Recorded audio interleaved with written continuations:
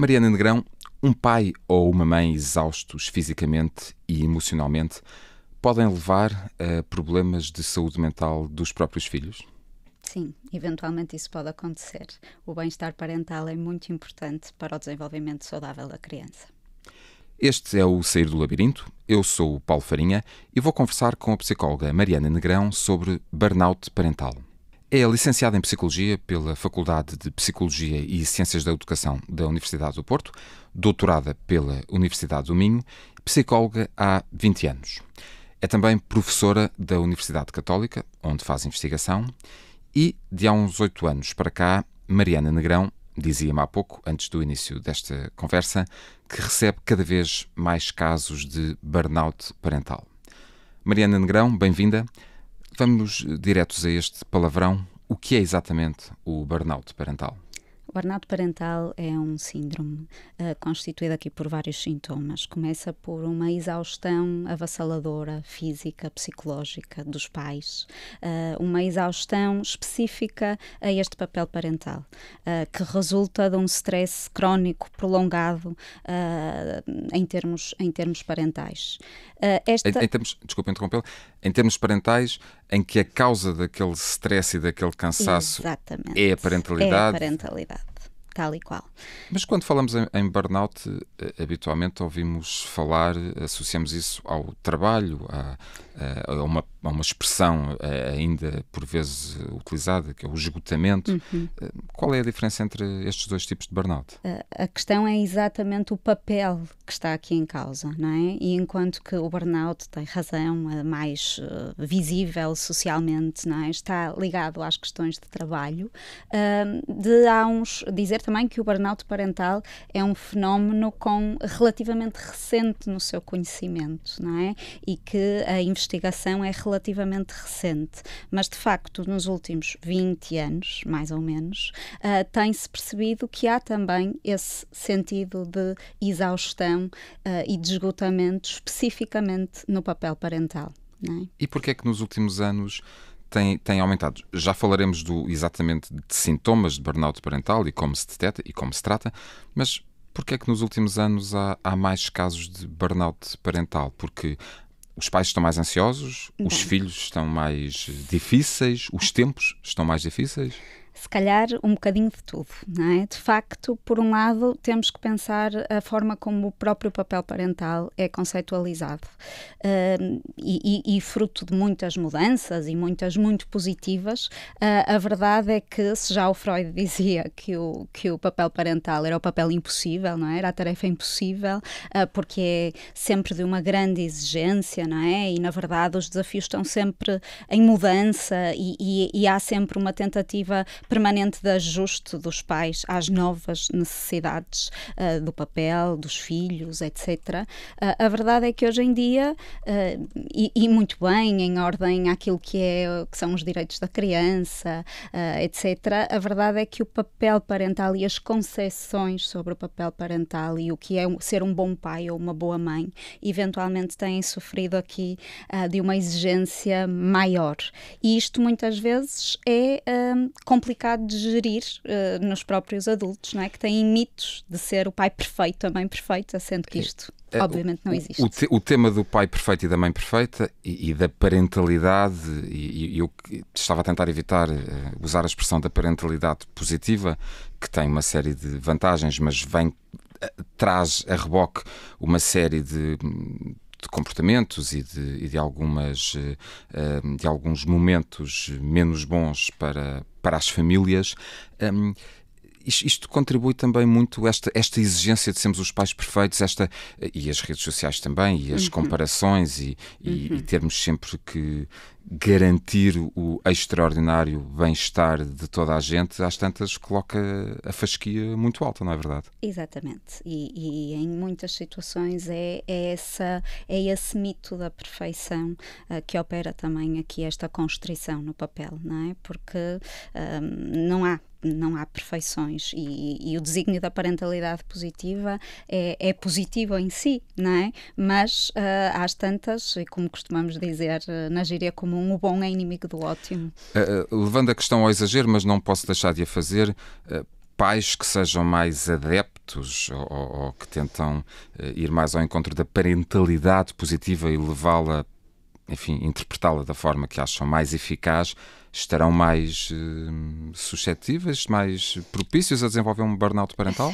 Eu não gostaria de pôr a tónica unicamente aí. Claro que as nossas crenças, não na parentalidade positiva, mas lá está, no extremar desta questão, podem ser um fator. Mas um outro fator, por exemplo, e muito importante, é o crescente isolamento social também das famílias. E há muitos estudos que falam disto, que falam também do papel da sociedade, e o quanto mais individualistas são as sociedades, mais sujeitos também os seus indivíduos ao burnout parental, o que é também... Porquê? Qual é a relação entre um fato e o outro? Porque, exatamente, a crença de que a responsabilidade pelo sucesso, pelo bem-estar, pela criação do meu filho está unicamente às minhas costas, não é? E quando, se nós pensarmos, há umas décadas atrás, na nossa sociedade, ainda era a tarefa de uma aldeia, não é? Como diz o provérbio, a tarefa de todos. It takes a village, usando a expressão em inglês.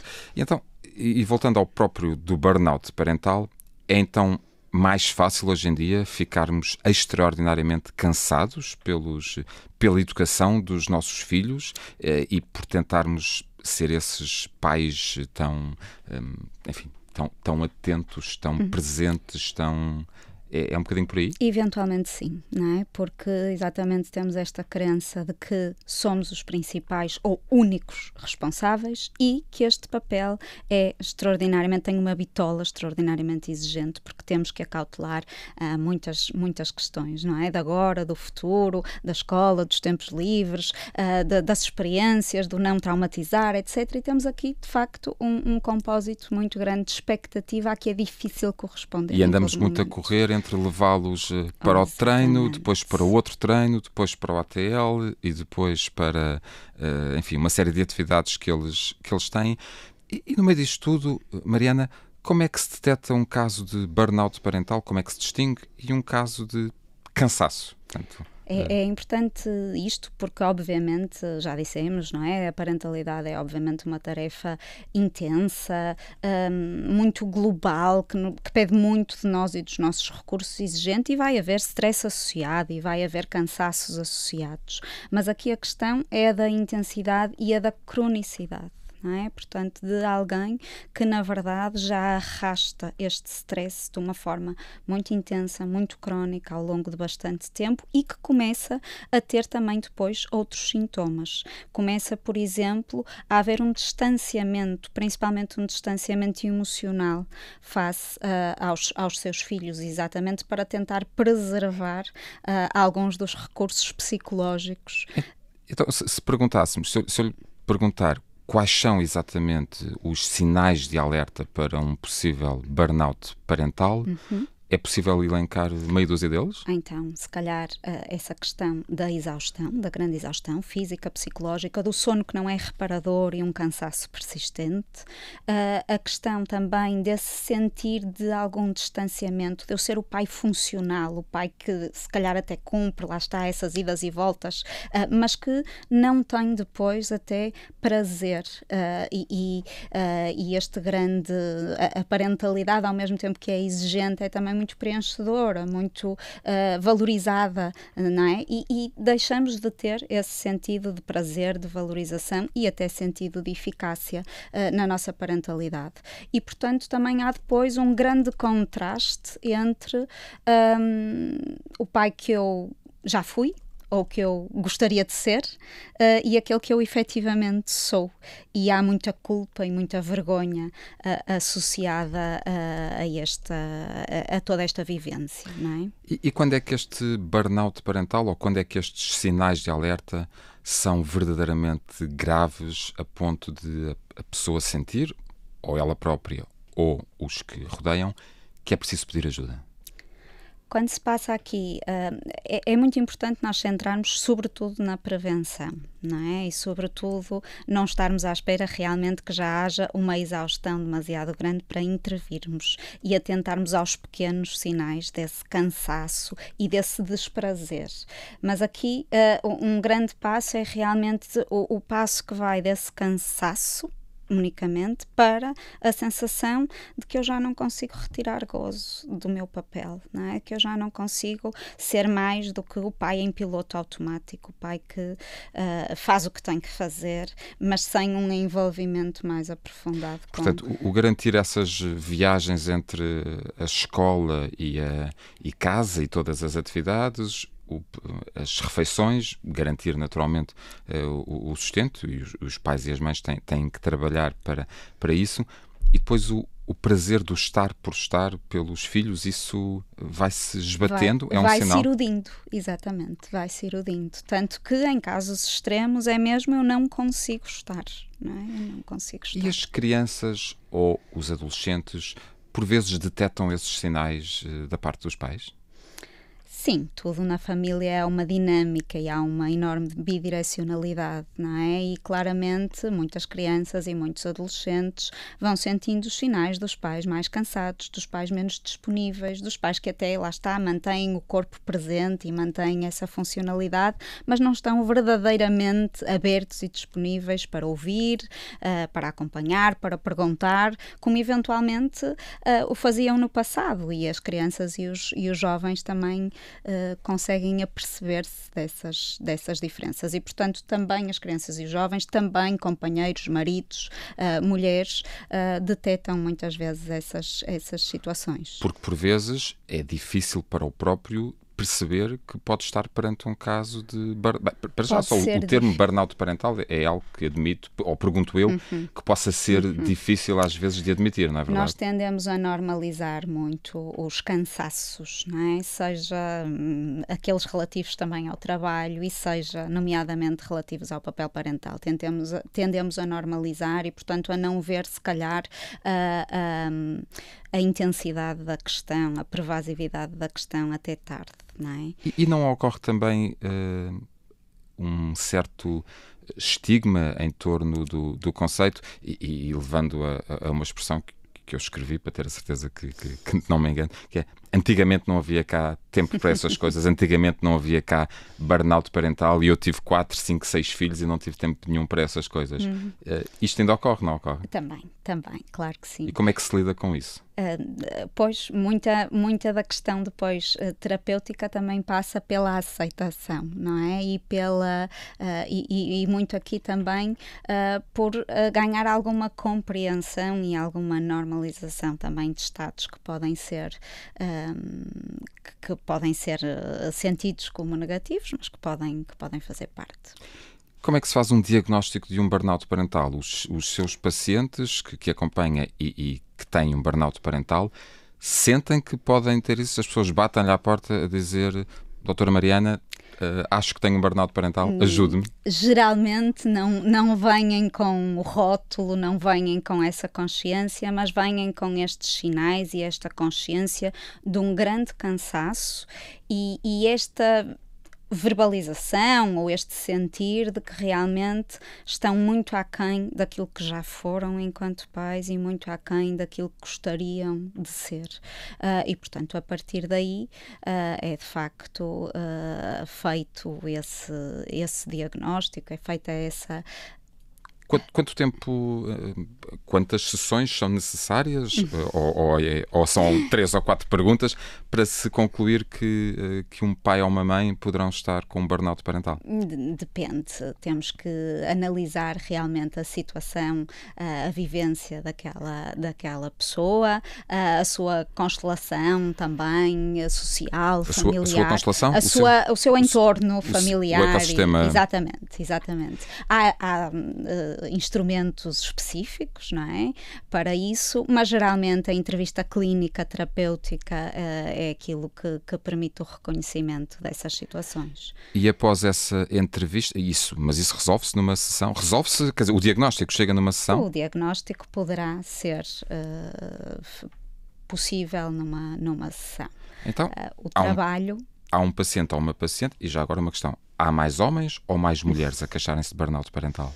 Há geralmente mais mulheres. Não é unicamente feminino, os pais também o sentem, obviamente, mas na nossa cultura ocidental, no nosso país, claramente que ainda a tarefa do cuidado ainda está, embora os papéis sociais estejam a mudar, mas a tarefa do cuidado e de ser o cuidador responsável ainda está muito acometida às mães e, portanto, isto faz com que as mulheres experimentem mais esta situação. E por isso são mais elas, que são mais as mulheres que se queixam e que vão e que lhe batem à porta e que têm... Sim. Por vezes acompanhadas, lá está, por vezes acompanhadas dos maridos, por vezes numa sinalização que é familiar, não é? E que também o marido diz, a minha mulher está de facto extraordinariamente cansada, a minha mulher não consegue estar com as crianças com calma, não tem estratégias para resolver situações muito mínimas. E a ajuda do companheiro ou da companheira, presumo eu, é essencial aqui. Não é? As pessoas não são...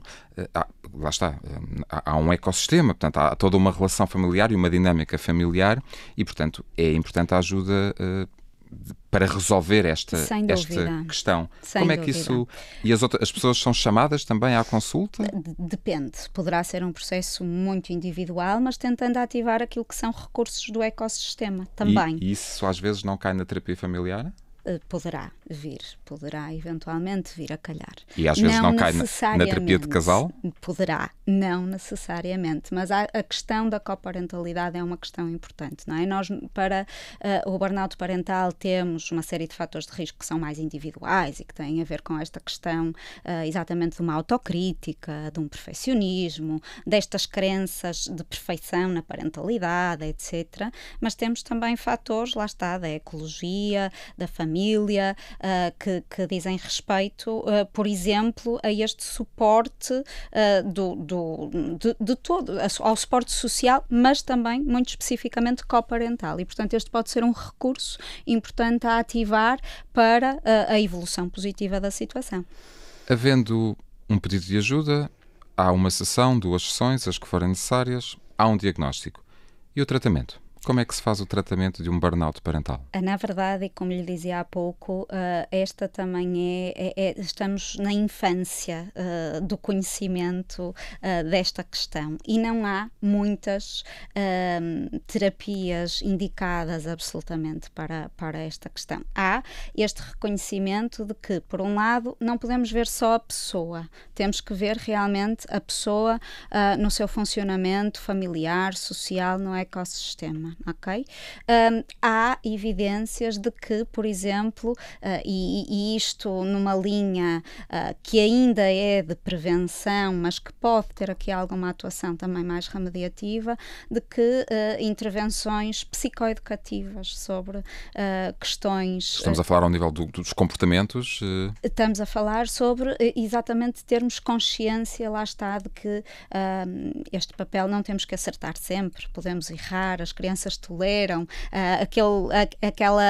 aquele importante conceito do Winnicott, que às vezes muito maltratado, mas muito antigo também, do good enough parenting, não é? Da parentalidade suficientemente boa. O Winnicott, um dos mentores da psicanálise, se não me engano, na verdade.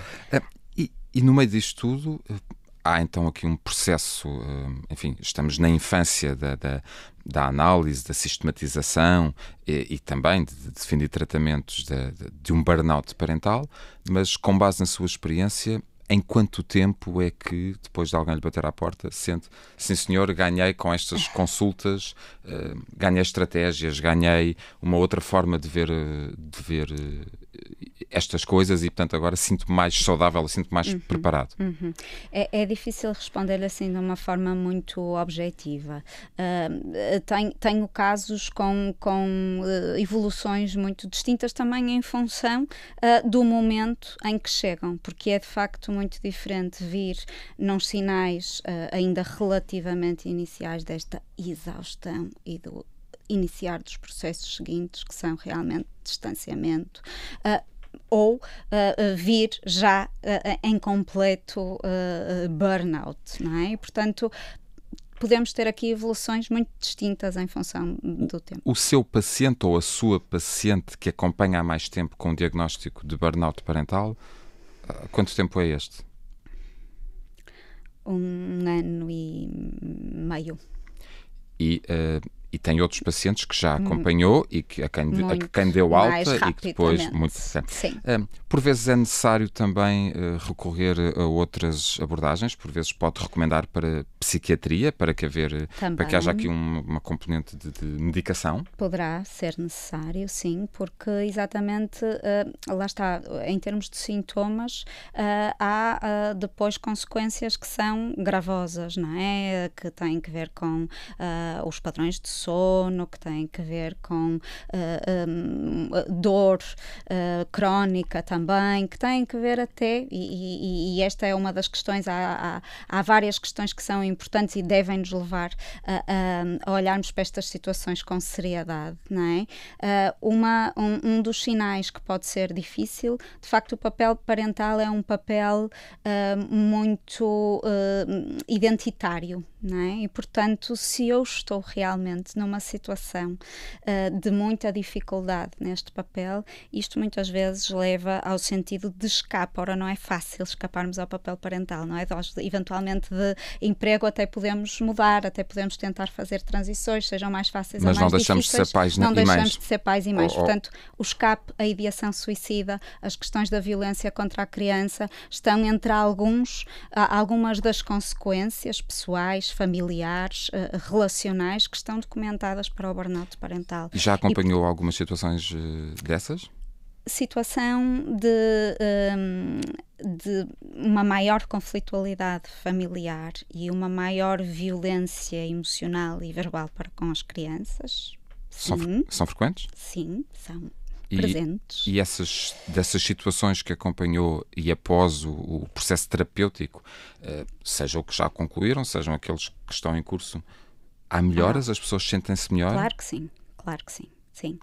Esta questão tem muito a ver, a maioria, há um grande corpo teórico que coloca isto como um desequilíbrio, não é? Entre aqueles que são os desafios, num momento, mas num momento arrastado, crónico, e aquelas que são os recursos da pessoa e da pessoa na família, na sociedade, não é? Nunca o pai ou a mãe isoladamente.